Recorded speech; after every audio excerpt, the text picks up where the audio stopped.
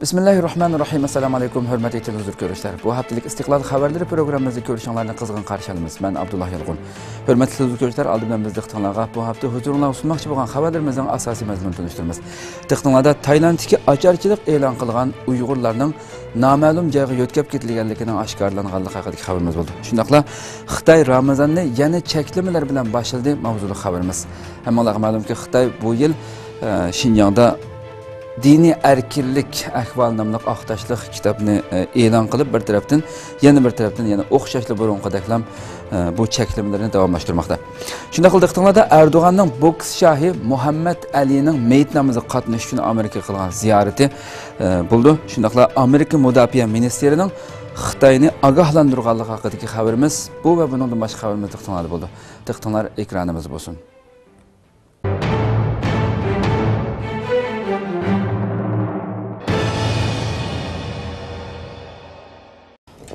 Kur'an kursi ve ana til yaslisi o'quvchilarining o'qish bitirish murosimi o'tkazildi. Sharq Turkiston Ma'rif va hamkorlik jamiyati qaramog'idagi İstanbul, Zaytinburnu va Safaköy rayonlaridagi Kur'an kursi ve ana til yaslisi o'quvchilari uchun o'qish bitirish murosimi o'tkazildi. Sharq Turkiston Ma'rif va hamkorlik jamiyati qaramog'idagi İstanbul, Zaytinburnu va Safaköy Kur'an kursi ve ana til yaslisi o'quvchilari o'qish bitirish murosimi o'tkazdi. 5 iyun yakshanba kuni tushdan keyin Zaytinburnu va Safaköy Qur'on kursi va ana til yaslisi o'quvchilarining 2015 va 2016 yil o'qish yilidagi 1 yillik o'qishini muvaffaqiyatli tamomlaganligi munosabati bilan o'qish bitirish murosimi o'tkazildi. Murosimga Sharq Turkiston Ma'rif va hamkorlik jamiyati raisi Hidoyatullo O'g'izxon va idora hay'at a'zolari, Ahmad Yasaviy ilm va irfon vaqfining raisi Ilyos Saka, Sharq Turkiston ommaviy tashkilotlaridan Sharq Turkiston yoshlar va hamkorlik jamiyatining boshlig'i Ilhom Turanli, Sharq Turkiston vaqfi vakili Tibat Yujaturk, Qozoq turklari ta'lim-tarbiya va hamkorlik jamiyatining faxriy raisi Yaqubjon hamda o'quvchilarning ota-onalari bo'lib 1000 dan ortiq kishi qatnashdi. Murosim tushdan keyin soat 2 da boshlanib 5 kishi davomlashdi. Oldi bilan jamiyat raisi Hidoyatullo O'g'izxon ichilish nutqi so'zildi. Değerli misafirler, başkanlarım ve hazırım. Hepinize Allah'ın selamını sunuyorum. Bu yerge kadar teşrif kılganlıklarınız için bütün evlatlarımızdaki ata-anaları, uruk tutanları, kerindaşlarına rahmet ettiğimiz tekrar hoş geldiniz. Arkadan İstiqlal televiziyasi tarafidan ishlangan qisqa film qo'yilib, 2 o'rindagi o'qitish ahvoli va o'quvchilar haqida tunishtirish berildi. Murosimning qolgan qismi o'quvchilarning nomer ko'rsatishi bilan davomlashdi.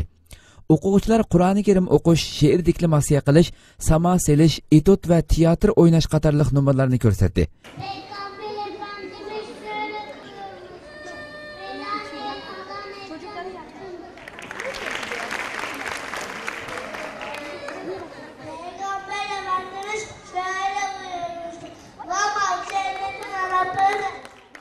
O'smirlarning nomerlarida islomga bo'lgan sadoqat, vatan muhabbati, zulm va tengsizlikka qarshi qat'iy ruh, ota-ona va o'qituvchi ustozlarga bo'lgan minnatdorlik tuyg'usi namoyon bo'ldi. Faoliyat maydoni boshdan oxir jonliq kayfiyatga to'ldi. Oxirida Hidoyatullo O'g'izxon boshchiligidagi bir hay'at o'quvchilarning o'qish bitirganligini muboraklab, ularga medal taqib qo'ydi. Oxirida jamoat arbobi Abduqodir Yapjonning so'z qilishi va duo qilishi bilan faoliyat oxirlashdi. Biz hiç qanday kişi tanımay, yengil qaramay, bugünkü müşavlatlarımızga dinimizni, Şarkı Türkistan tarixini anışar qilib, bu ma'nodan biz bu şart o'smirlarimizni bu orqali din orqali, ilm ma'rifat orqali, buni qiziqtirish orqali o'zini yetildirib, bundan keyin ummat islom uchun, Turkiston xalqi uchun xizmat qila oladigan cesaretli bir yaşlarını yetiştiriş bir ibaret bir alet aynı maksat bulmaktayız.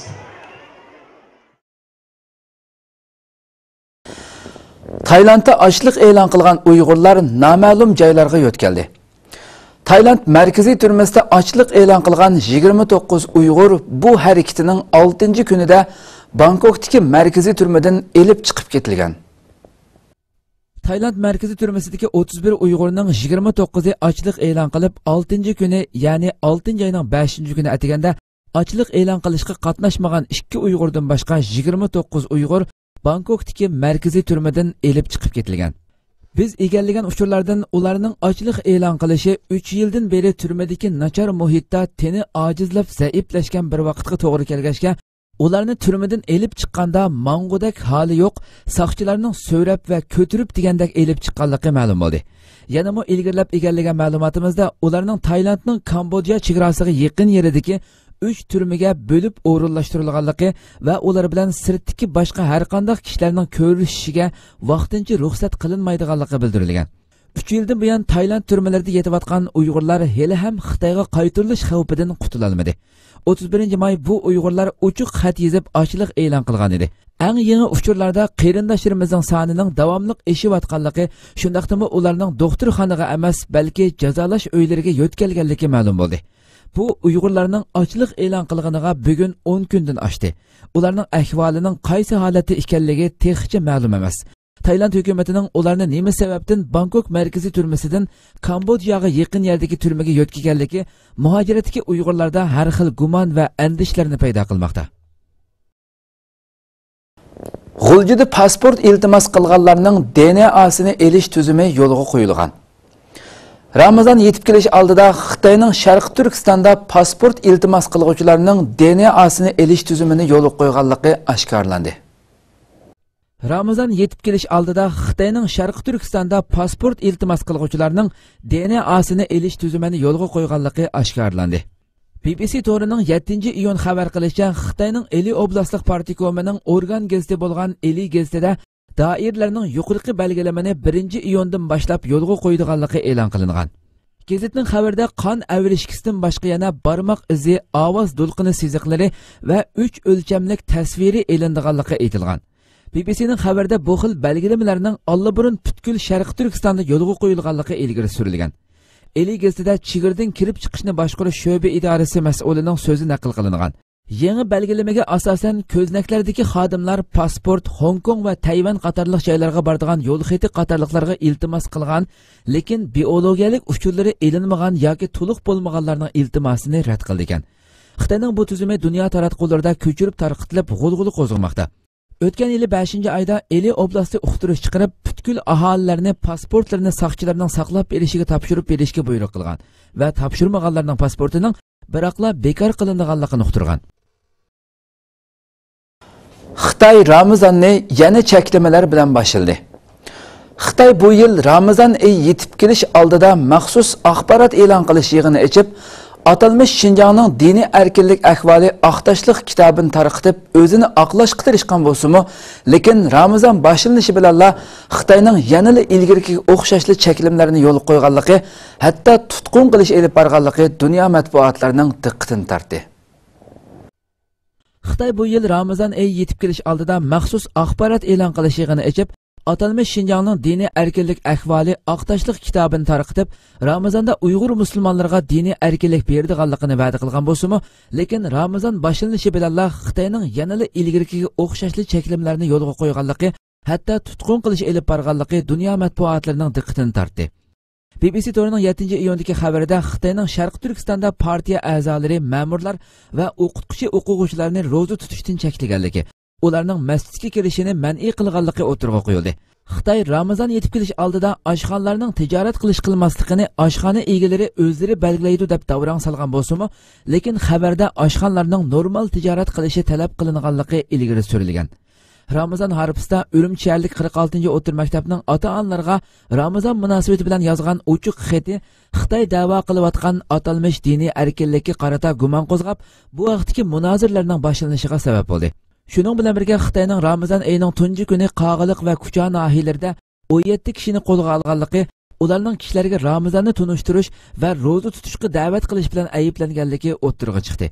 Yaqinqi yillardan buyon minglagan Uyg'ur muhojirlarga manzil bo'lgan Turkiyadami ommaviy tashkilotlar va bir qism matbuotlar Xitoyning Ramazon mezgilidagi siyosatlarini sezgurlik bilan kuzatmoqda. Dunyoga dangliq Al Jazeera televiziya kanalimi Xitoy doiralarining burunqiga o'xshashla musulmonlarning, jumladan Uyg'ur musulmonlarining ro'za tutishiga to'salg'i bo'lganligini xabar qildi. Xitoy ko'z bo'yamchilik qilib Ramazon oyini tabrikladi. Sharq Turkistonda yurgizayotgan har xil zulm va cheklimi siyosatlarini bar amallari bilan yo'gab pardozlab kelayotgan Xitoy tajovuzchilari Ramazon oyining yetib kelishiga ergashib, yana o'zining hiylagarligini ishga solmoqda. Tangritaq Uyg'ur Kitorining xabarida 6-oyning 5-kuni Sharq Turkistondagi Xitoy partikomining sekretari Jang Chunshan bilan Qo'rchaq raisi Shuhrat Zakirning Xitoy doiralari tarafidan Urumchida qurilgan Islom institutiga kelib, Sharq Turkiston musulmonlariga go'zal tilaklarni tilash hamda Ramazon oyini qutlug'lash bilan birga bu oyning inoqlik, muqimlik oyi ekanligi, shunga o'rtaq tirishib, to'g'ri aqida turg'izib, inoq jamiyat qurib chiqish lozimligi haqida to'xtalgan. Xabarda yana Jang Chunshan diniy zotlardan tirishib, sapasini o'stirib, to'g'ri e'tiqod turg'izish, to'g'ri yo'lda menish, asabiylikka qarshi turishning namunachilaridan bo'lishni umid qildi deyilgan.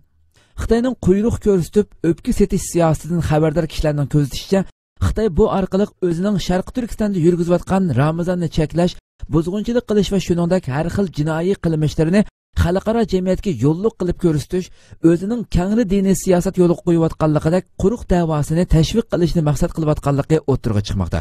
Xitoy ishg'olchilarining Sharq Turkistonda asabiylikka qarshi turish shuari ostida elib berayotgan diniy bostirish siyosatlari Uyg'urlarni islom dinining barliq ahkomlariga amal qilmaslikka majburlamoqda.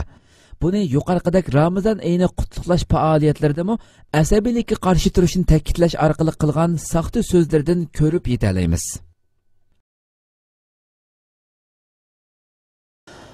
Boks chempionining to'yida ko'k bayroq jilva qildi. Xalqaro boks sahnalarida ay yulduzliq ko'k bayroqni lapildatib, Uyg'urlarni iftixorlantirgan Öner aka ufkulardan Bug'ra Önerning to'y marosimiga Uyg'urlarmi ishtirok qildi. Marosimda Bug'ra Öner do'ppi kiyib, Sharq Turkistonning ay yulduzliq ko'k bayrog'ini ochdi. Xalqaro boks chempioni Bug'ra Önerning to'y marosimi 5-iyun Turkiyaning Adana shahrida dog'dug'liq o'tkazildi.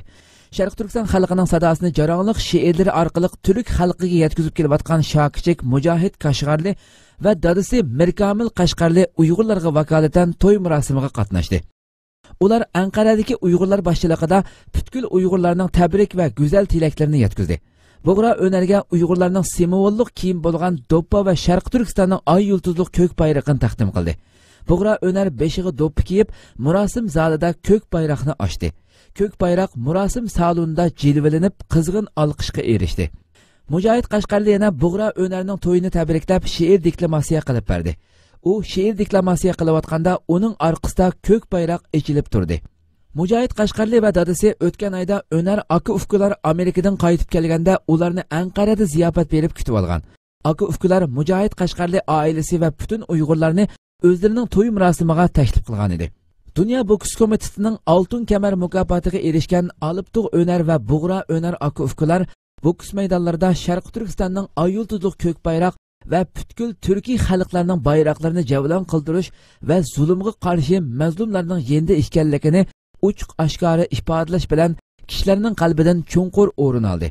Bu qarindoshlar Istiqlol televiziyamizning ziyoratini qabul qilganda Uyg'urlarning haqliq da'vosini qo'llaydiganligini va boks sohasida Uyg'urlarni xolis tarbiyalab beradiganligini bildirishgan edi. İstanbuldagi portlashda Sharq Turkiston vaqfining yangi xizmat binosi buzg'unchilikka uchradi. İstanbul vaznachilarida portlash yuz berib, 7 saqchi va 4 fuqaro hayotidan ayrildi. Sharq Turkiston vaqfining yangi ishga kirishtirilgan xizmat binosi portlash sababli buzg'unchilikka uchradi. 7-iyun saharda İstanbul vaznachilarida yuz bergan terrorlik hujumiga doir yangi uchurlar kelmoqda. İstanbul valisi Vasif Shahin portlashga aloqador bo'lgan oxirgi bayonotida portlashda 7 saqchi va 4 fuqaroning hayotidan ayrilganligini, yaralangan 36 kishidan 3 kishining ahvolining og'ir ekanligini bildirdi. İstanbul Bayazit saqchixonasi bilan vaznachilar avtobus bekiti orasida sahar soat 8dan 40 minut o'tganda portlash yuz bergan. Bu yerdan o'tib ketayotgan zo'ravonlikqa qarshi turish saqchilari avtomobil bomba hujumiga uchragan. Portlash sababli atrofdagi ba'zi avtomobillar va ish o'rinlari buzg'unchilikka uchragan. Portlash naq maydoniga yaqin bo'lgan Sharq Turkiston vaqfining qurilishi yangi tamomlanib ishga kirishtirilgan xizmat binosi portlash sababli buzg'unchilikka uchragan. Sutuq Bo'raxon kitobxonasining tungi navbatlik kitob yarmankasi ochildi. İstanbul Zeytinburnu'daki Sutuq Buğraxan kitapxanası yeni açılış münasebeti bilan tunji navbatlik Sutuq Buğraxan Uyg'urcha kitap yarmankasi ochilganligini e'lon qildi. Sutuq Buğraxan kitapxanası İstanbul shahrining Uyg'urlar to'plashib o'ltiraqlashgan rayonlaridan biri bo'lgan Zeytinburnuga joylashgan bo'lib, asosligi Uyg'urcha kitaplar, o'qitish qurollari va madaniyat buyumlari setildi. Mazkur kitapxona yeni açılış münasebeti bilan shunaqla muhojiratdagi Uyg'urlarning kitob tashnaligi va ehtiyojini nazarda tutib, birinchi qatimliq Sutuq Buğraxan Uyg'urcha kitap yarmankasi o'tkazmoqchi. Yarmankada Uyg'urcha, turkcha va arabcha diniy, tarixiy, adabiy kitaplar, jurnallar, Sharq Turkistonga aloqador kitaplar, Uyg'ur madaniyatining namoyandalari bo'lgan do'ppa, atlas va konvoy ko'ngli qatorliq madaniyat buyumlari va har xil CD plastinkalari ko'rgazma qilindi. Yarmankada qo'yilgan kitob va buyumlarning ba'zilari setildi, ba'zilari hadya qilindi. Bu navbatlik yarmanka 6-oyning 13-kuni boshlanib, Ramazonning oxirigacha, ya'ni 5-iyul kunigacha davom qiladi. Sutuq Buğraxan kitapxonasi muhojiratdagi Uyg'ur qarindoshlarining bu yarmankaga qadam tashrif qilib, amaliy harakati orqali moddiy va ma'naviy jihatdan qo'llab-quvvatlashini qizg'in qarshi oldi. Erdo'g'an boks shohi Muhammad Alining meyit namoziga qatnashdi. Türkiye Cumhuriyeti Reisi Recep Tayyip Erdoğan 74 yaşında vafot bo'lgan dаңlıq musulmon boks mahiri Muhammad Alining meyit namoziga qatnashish uchun Amerikaga bordi. Türkiye Cumhuriyeti Reisi Recep Tayyip Erdoğan 74 yaşında vafot bo'lgan dаңlıq musulmon boks mahiri Muhammad Alining meyit namoziga qatnashish uchun Amerikaga bordi. Musulmon boks mahiri Muhammad Alining vafoti dunyoni zilzilaga soldi. Uning hayot ish izlari, boks maydonidagi zafarlari, musulmon bo'lishi va irqchilikqa qarshi elib borgan kurashlari qaytadan dunyo axborotida kun tartibga keldi. Undaqda bu dаңlıq boks mahiri kim? Muhammad Alining asli ismi Cassius Marcellus Kelly bo'lib, 1942-yili 17 yanvar Amerikaning Kentucky shtati Louisville shahrida tug'ilgan. Amerika tavallikidagi afrikalik bilan irlandiyalikning avlodi. 1960-yili 18 yoshida Rim olimpik musobaqasida oltin medal elish bilan tonilishga boshlagan. 1964-yili 22 yosh vaqtida Sonny Listonni yengib dunyo chempioni bo'lgan. Bu zafardan keyin dinini o'zgartirib islomga kirganligini e'lon qilgan va Muhammad Ali ismini qo'llangan.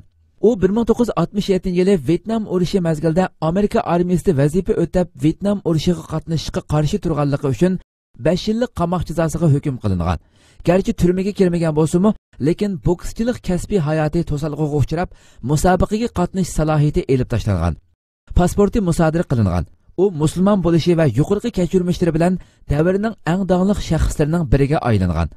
U hayotida 61 maydon musobaqaga qatnashib, 56 maydonda g'alaba qilgan. U 1981-yili kasbiy hayotini oxirlashtirgan. 1984-yildan buyon Parkinson kasaliga giribtor bo'lib qolgan. Muhammad Ali 4-iyun nafas yo'lidagi to'salg'u sababli doktorxonaga elib berilgan va doktorxonada vafot bo'lgan. Erdo'g'an boks shohi Muhammad Alining meyit namoziga qatnashish uchun Amerikaga safar qilish harifasida Anqaradagi Asanbug'a aerodromida bergan bayonotida Muhammad Alining boks maydonlarida qanchalik dаңlıq bo'lsa, insonlarning qalblaridami shunchalik mashhur ekanligini ta'kidlab mundaq dedi. Uning har bir so'zi, har bir mushti, har bir g'alabasi Afrikadan tortib Osiyogacha milliardlarcha mazlumlarga umid beg'ishildi. Kuch-quvvat ato qildi. U irqchilik va ayrimchilikqa qarshi harmay-talmay kurash qildi. Uning Alloh taoladan boylik talab qilgan edim.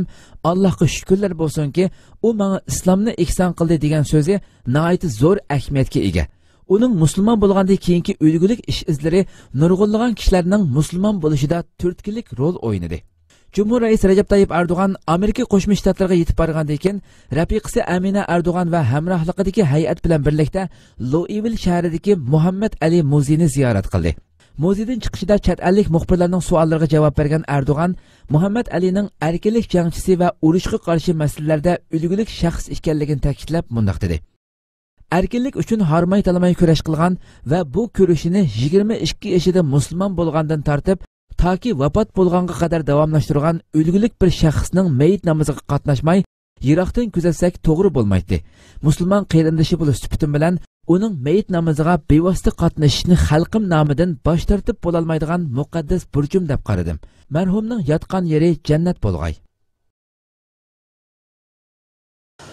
Amerika Mudofaa ministeridan Xitoyga ogohlantirish. Amerika Mudofaa ministri Carter Amerikaning davomli holda Osiyo Tinch okean rayonining xavfsizlik qo'g'dug'ichilik rolini oladiganligini e'lon qildi va Beijingni Janubiy Xitoy dengizida kengaymichilik harakati elib bormaslikka, o'zini tanha o'ringa tushirib qo'ymaslikka ogohlantirdi. Singapurda ochilgan Shangri-La dialogi nomidagi Osiyo xavfsizlik yig'inida Amerika Mudofaa ministri Carter Amerikaning davomli holda Osiyo Tinch okean rayonining xavfsizlik qo'g'dug'ichilik rolini oldiganligini e'lon qilgan va Beijingni Janubiy Xitoy dengizida kengaymichilik harakati elib bormaslikka, o'zini tanha o'ringa tushirib qo'ymaslikka ogohlantirgan. Xitoy dengiz armiya general-mayori uningga raddiya berib, Amerikaning bu so'zlari dal Xitoyni yetim qoldirish uchun aytilgan degan. 3 iyundan 5 iyungacha o'tkazilgan 15 navbatlik Shangri-La yig'inida Xitoy, Amerika va boshqa Osiyo davlatlarining zo'r besimiga duch kelgan. Amerika mudofaa ministri Ashton Carter Xitoyni ogohlantirib, agar rayonlik hamkorlikka qatnashmasa, o'zi uchun o'zini yolg'iz qoldirish sepili yasaydiganligini aytgan. Carter Xitoyni Osiyo xavfsizlik to'riga kirib, Janubiy Xitoy dengizidagi misli ko'rilmagan kengaymichilik harakatlari keltirib chiqargan qo'shni davlatlarning Xitoyning strategik muddaosiga bo'lgan andishalarini tugatishga chaqirgan. U yig'inda kelgusi necha 10 yilda Amerikaning davomli bu rayondagi xavfsizlik qo'g'dug'ichisi ekanligini aytgan va Xitoyni ig'vogarchilik harakatlari elib bormaslikka ogohlantirgan. Agar Xitoy talash tartishlik Sika Borov Xitoycha Huangyan orolida dengiz tindirib orol yassa, belgilik oqibat keltirib chiqaradiganligini ta'kidlagan. Ashton Carter yana Amerikaning ikki davlat armiyalari orasidagi kelishimni kengaytirishni umid qildiganligini bildirgan. Yaponiya mudofaa vaziri Gen Natakani yig'inda qilgan so'zida Yaponiyaning Sharqiy Janubiy Osiyo davlatlarining harbiy kuchini kengaytirib qo'rishiga yordam beradiganligini, bu orqali Janubiy Xitoy dengizidagi yakki taraflik xatarlik xuju bo'lish harakatiga taqobil turadiganligini bildirgan. Xitoy davlat mudofaa ministrligi xalqaro harbiy hamkorlik ishxonasining mudiri Dengiz armiya general-mayori Guan Yofei Carterning so'zlariga raddiya berib, Xitoyning nurg'un islohotlarni elib berib, rayondagi davlatlar bilan munosabatini kuchaytirganligini aytgan. Yaponiya Xitoy bosh elchisini chaqirdi. Xitoyning bir harbiy paraxoti Senkaku orolining dengiz tavalligiga kirdi. Yaponiya tashqi ishlar ministrligi kechilab Xitoyning Yaponiyadagi bosh elchisini chaqirib, norozilik bildirdi. Yaponiya Kyoto agentligining xabar qilishicha 9 iyun payshanba kuni kech soat 12 dan 50 da Xitoyning bir harbiy paraxoti Senkaku oroli dengiz rayonida paydo bo'lgan. Yaponiyaning bir qo'g'dug'ichi paraxoti buni bayqagan. Xitoy paraxoti Yaponiya paraxoti nazorati ostida soat 3 dan 10 minut o'tganda bu rayondan ayrilgan. Yaponiya tashqi ishlar ministrligi payshanba kech soat 2 atrofida Xitoyning Yaponiyada turishliq bosh elchisini chaqirib, bu ishga bo'lgan qattiq andisini va noroziligini bildirgan. Xitoydan jiddiy vaziyatni texmo kuchaytirmaslikni talab qilgan. Xitoy bosh elchisi bo'lsa, Senkaku oroli Xitoyning zimini, Yaponiyaning noroziligini qabul qilmaymiz degan. Yaponiya amaldorlarining bildirishicha, bu Xitoy dengiz armiyasi paraxotining tunji qatim Senkaku oroli atrofiga yaqinlashishi ekan. Kanada bosh ministri Xitoy tashqi ishlar ministerining kanadalik muxbirga qayig'anligiga norozilik bildirdi. Kanada bosh ministri Justin Trudeau juma kuni Kanada hukumatining allburun Xitoy tashqi ishlar ministri Wang Yining kanadalik muxbirga qayig'anligiga norozilik bildirganligini aytdi. 1 iyun Xitoy va Kanada tashqi ishlar ministrlari Kanadada muxbirlarni kutib olish yig'ini ochgan. Kanadadagi bir xabar gazetining muxbiri Kanada tashqi ishlar ministeridan kishilik huquq haqida savol so'raganda Xitoy tashqi ishlar ministri chichangishib ketgan va muxbirga tanbih bergan. Muxbir Kanada nima uchun Xitoy bilan texmo yaqin munosabatni saqlaydi? Qanday qilib bu xil munosabat orqali Xitoyning kishilik huquq ahvolining yaxshilanishiga turtki bo'ladi? Gerçi savol Wang Yidan so'ralmagan bo'lsa-mu, lekin u taqat qila olmasdan muxbirga qaytirma hujumga o'tgan. U muxbirga qo'lni chinab turib, "Sening savoling Xitoyga qarata bir taraflamalik va haqoratlikqa to'lgan. Men butunlay qabul qilmayman." U orqadan muxbirga, "Sen Xitoyga berib boqqanmi? Xitoyning namrat va qaloq holatdan 600 million kishini namratlikdan qutuldirganligini bilamsan. Xitoyning kishi beshiga to'g'ri keladigan GDP'si $8000 bo'lgan ikkinchi cho'ng iqtisodiy gavda ekanligini bilamsan. Xitoyning kishilik huquqini qo'g'dashni asosiy qonunga kirgizganligini bilamsan" degandek savollarni yog'dirib o'tgan. Kanada bosh ministri Justin Trudeau, Kanada tashqi ishlar ministri va yer shari ishlari bo'limi amaldorlarining Xitoy tashqi ishlar ministri va Xitoyning Kanadadagi bosh elchisiga noroziligini bildirganligini aytgan. U biz muxbirimiz uchirgan muomalaga qattiq norozi degan. Trudo so'z erkinligi menga nisbatan intayin muhim. Biz axborotchilikning vazifasining sezgur masalalarni o'ttirg'i chiqarish ekanligini bilamiz degan. Bu ish Kanadada zo'r g'ulg'uli qo'zg'agan. Kanadadagi o'qituvchi partiyalar Kanada tashqi ishlar ministerining naq maydonda Wang Yining qilmishiga norozilik bildirmaganligini ayiblagan. İzmir'de bazı qurgan Xitoy aldamchilik shaykisi pash bo'ldi. Türkiye'nin İzmir şehrinde bazı qurgan Xitoy ve Tayvanliklerden teşkil topgan bir aldamchilik shaykisi pash bo'ldi. Türkiye'nin İzmir şehri ular nahiyesinde aldamchilik shaykisi qurup, nurg'un kishini tuzakka tushirib, milyonlab haram pul topgan Xitoy ve Tayvanlik aldamchilar xalqaro jinoiy ishlar soqchi tashkilotini mo hayron qoldirgan bir harakat bilan bitchit qilingan bo'lib, aldamchilik vositalari oshkorlangandan keyin zo'r g'ulg'uli qo'zg'agan. 82 kishilik bu aldamchilik shaykisi İzmir shahrida qimmatbaholik dachi ijaraga elib o'ltirgan bo'lib, kishining aqliga kelmaydigan usullar bilan Turkiya vatandoshlari shundaqla Xitoy va Tayvanliklarni aldash nishoni qilgan. Bu aldamchilik guruhining a'zolari pochta xodimi siyoqiga kirib olib, kishilarga boj qarzi borligini va o'tishi kerakligini aytib aldamchilik qilgan. Bankalarning avtomatik pul elish mashinasiga karta nusxalash uskunasi o'rinlashtirgan. Saqchilar dastlabda aldamchilarning karta nusxalash uskunasi o'rinlashtirganligidek yip uchiga asosan harakat boshlagan. Odamsiz aeroplan orqali ularni iz qo'g'lab nazorat qilgan. Saqchilar uyga besib kirganda ko'rgan manzaradan hayron qolgan. Saqchilar naq maydonda 82 kishini qo'lga olgan. Dachiga elib borgan tekshirishlarda aldamchilarning ovozning sirtqi chiqib ketishidan ansirab, tamlarga ezil yoturliq modda o'rnatganligi o'tirg'i chiqqan. Uydan o'nlagan yonfon, kompyuter, Turkiya va chet elning telefon kartalari, Xitoy va Tayvanlik 7 kishining salohiyat uchurlari qo'lga tushgan. Bu 82 kishidan 10i qo'lga elinib turmaga qamalgan. Qolgan shayka a'zolari chigirdan qo'g'lab chiqarib etilish uchun İzmir ko'chmanlar idorasiga topshirib berilgan. Mazlumlar mazlum qarindoshlarını unutmadi. Türkiye'nin İstanbul'da faaliyet elib berayotgan Yevropa Asiya Tadqiqot, Ta'lim Tarbiya ve İctimai Paravallık Fondu'nun faaliyet dairesi künsiri kengaymoqda. Türkiye'nin İstanbul'da faaliyet elib berayotgan Yevropa Asiya Tadqiqot, Ta'lim Tarbiya ve İctimai Paravallık Fondu'nun o'rinlashtirishi ve biz ümmetimiz Suriye'ga yordam, Andalus Cemiyeti, Suriye Türkmen Cemiyeti qatorliq tashkilotlarning hamkorlashishi bilan Suriye'deki urush sababli o'z vatanlaridan ayrilgan yetim yesir musafirlarga, shundaqla Falastinning G'azza rayonidagi ehtiyoj egalariga Muborak Ramazon oyi kirishi bilan tang jiddiy yordam faoliyatlari elib berildi. Qisqa ismi bilan Avrasiya Fondi deb atalgan bu jamiyat İstanbulda 2007-yili qurilgan bo'lib, dunyoning har qaysi joylaridagi mazlumlarga hech qanday ayrimchilik ko'rsatmasdan xizmat qilishni g'oya qilgan. Jamiyatning asosli faoliyatlari Suriya urushi qo'zg'algandan keyin jonlangan bo'lib, hozir faoliyat doirasi kunsiri kengaymoqda. Avrasiya Fondi Ramazon kirgandan buyon Turkiyaning Hatay viloyatida bo'lgan Shahid Bahauddin yetim yesirlar musofirxonasida iftorlik va suhurlik hozirlamoqda bo'lib, har kuni iftor va suhurlik 1500 kishilik tomoq tarqatmoqda.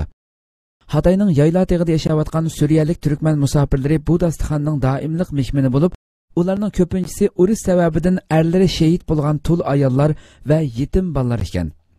Hammadan bek xushallanarlik bo'lgani Avrasiya Fondi raisining Uyg'ur bo'lishi bo'lib, ziyoratimizni qabul qilgan jamiyat raisi Abdulg'affar Tam Uyg'ur mundaq dedi. Bizga o'xshash mazlum bir millat boshqa mazlumlarning ahu zarini, dard alamlarini boshqalarga qaraganda texmi yaxshi his qila olamiz. Fondimiz oxirgi 2 yilda ko'plagan yerlik va xalqaroliq buyuk yordam faoliyatlarida yer oldi. Albatta biz o'z xalqimizning dard alamlariga ko'ngil bo'lish bilan birga, bizga o'xshash mazlumlarning yendi tura olganligimiz, boshqa ko'plagan jamiyatlarni harakatga keltirib ma'olganligimiz bizni suyundirdi. Bu iftixor ayni vaqtda barliq Uyg'ur xalqiga mansubdir. Chunki o'zi ehtiyojli turib, qiyinchilikdagi qarindoshlarini o'ylay olgan ruh sahobalar ruhidir. Tunugun Avrasiya Fondi jamiyati raisi Abdulg'affar Tam Uyg'ur apandim Hatayda ziyorati bo'lib, Suriya Turkmanlar jamiyati mas'ullari bilan ko'rishgan, shundaqla mavjud masalalar haqida suhbatda bo'lgan. Jamiyat yana bugun 10-iyun Suriyaning ichidagi qarindoshlarga 2 yuk mashinasi yemaklik kirgizgan bo'lib, bugun oqsham iftorgacha ehtiyoj egalariga yetkazib bo'lishga tirishayotganligini bildirdi. Hürmetli televizyon görüşleri, şuna qilib bu haftalik İstiqlal xabarlari programmamiz bu yerda oxirlashdi. Kelar qatimqi programmamizda ko'rishguncha sizlarni Janobiy Allohga topshiramiz. Shunday program oxirida ekran orqasidagi barliq xizmatdoshlarimga ko'pdan ko'p rahmat aytaman. Assalomu alaykum va rahmatullohi taala va barakatuh.